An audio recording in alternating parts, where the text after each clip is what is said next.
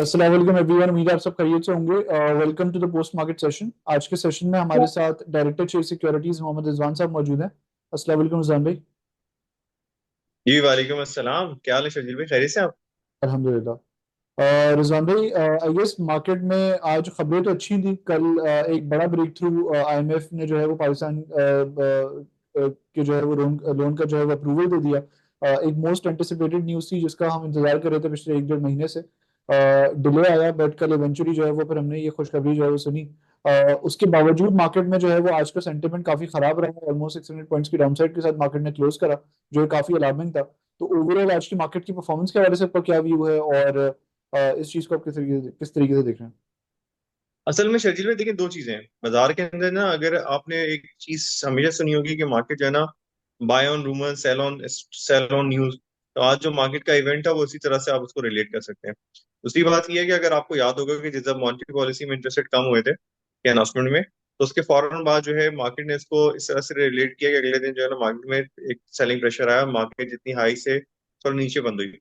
तो उसके बाद फिर मार्केट ने अपने चीजों ने इसको एडजस्ट किया और चीजें चलती थी। लेकिन मेरा ख्याल आज का भी सेंटीमेंट था वो इसी तरह से था। मार्केट को हम उसको रिलेट कर सकते हैं कि मार्केट जो है तेजी हुई, तेजी होने के बाद जो है ना मार्केट में आखिर में थोड़ी प्रेशर आ गया। बट अगर आप इसको इस तरह से देखें कि आईएमएफ हो गया आपका, जो डिफॉल्ट रिस्क है वो खत्म हो गया, आगे आपका इंटरेस्ट रेट इन्फ्लेशन की ऐसे कम होता हुआ दिख रहा है, करेंसी स्टेबल है। तो मेरा नहीं ख्याल कि मार्केट में आने वाले दिनों में आपको इस तरह की कोई बहुत ज्यादा हेल्दी करेक्शन इस तरह की करेक्शन दिख रही होंगी।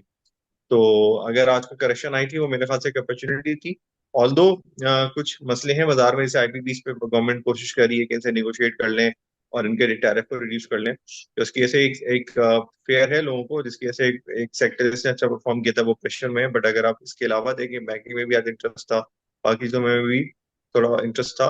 बट आखिर में एक सेलिंग प्रेशर था जो शायद मेरे ख्याल से, जो मैंने आपको इनिशियल स्टार्ट में बताया कि जो एक रूमर्स पे मतलब न्यूज आने के बाद थोड़ी सेलिंग एक्सपेक्टेड थी वो आई।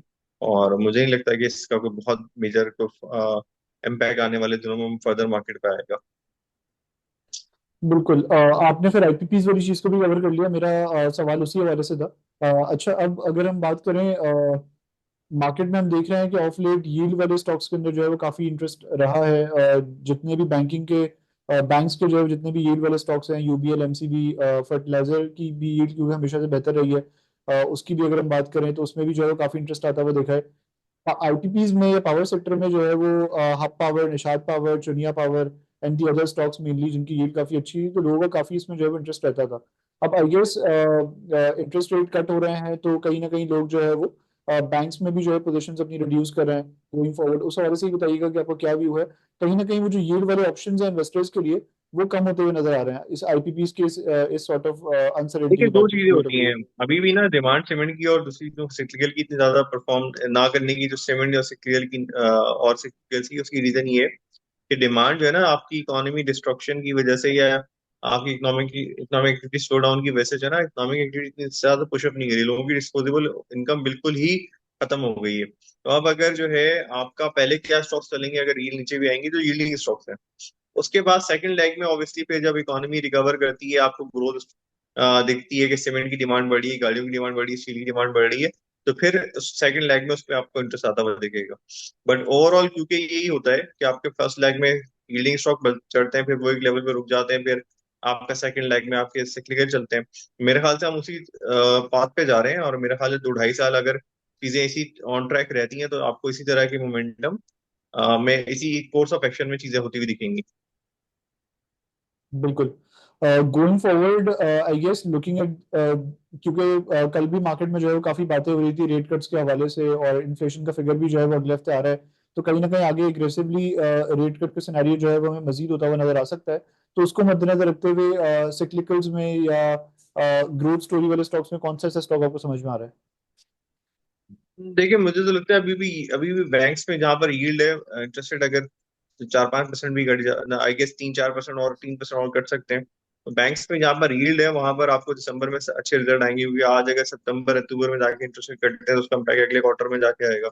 तो थोड़ा बहुत जो इम्पैक्ट होगा वो दिसंबर में होगा, फुल इम्पैक्ट तो मार्च फरवरी के बाद आना शुरू होगा ना।